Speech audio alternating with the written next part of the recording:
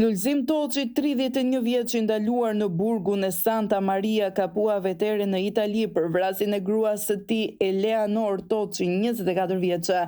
I ka dhënë fund jetës me vetvarje më 11 qershor pak pas orës 13:00. Toçi, i cili vuante nga skizofrenia akute, ndodhej në njësinë psikiatrike të burgut të San Marinos.